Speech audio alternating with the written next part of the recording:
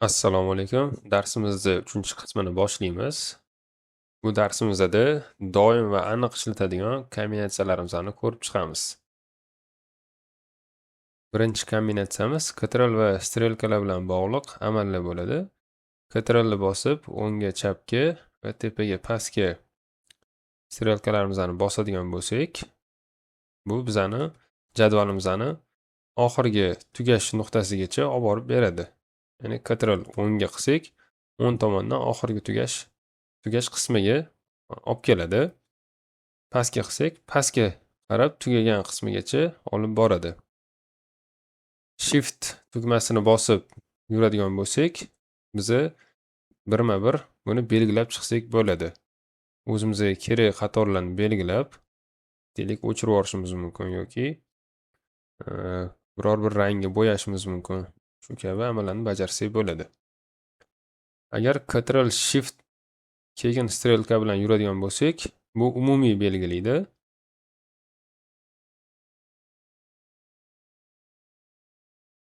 Shu ko'rinishda belgilaydi. Pastdan to tugagungacha chiqadigan bo'lsak, Ctrl Shift tepaga strelka.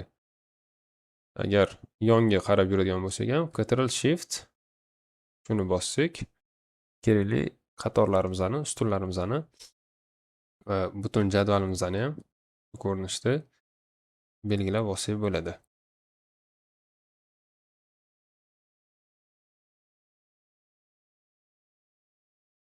Keyingisi Ctrl Space, ya'ni probel tugmamiz. Ctrl probel bosadigan bo'lsak, butun ustunni belgilab beradi. Shift Space, ya'ni probel tugmamizni bosadigan bo'lsak, butun qatorni belgilab beradi. Keyingisi Ctrl plus va Ctrl minus. O'zimizga kerak bo'lgan qator yoki ustunlarni belgilab turib, ularga yana qator qo'shsak yoki ustun qo'shib ketsak bo'ladi. Ctrl probel ustun belgilaymiz va Ctrl plus ustunni qo'shib ketamiz. Kerakmas ustunni o'chirish Ctrl minus bilan amalga oshiriladi.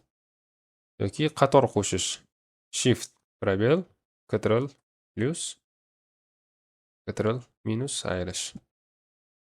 Keyingi amalimiz Ctrl Shift L. Bu filtr funksiyasini qo'shib beradi. Kerakli diapazon tanlaymiz.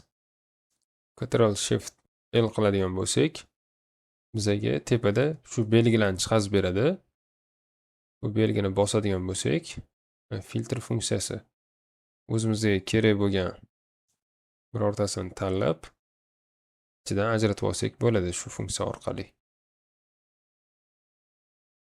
Alt pastki strelka shu filtrimizni mishkada emas, balki klaviaturada ochishimizga yordam beradi.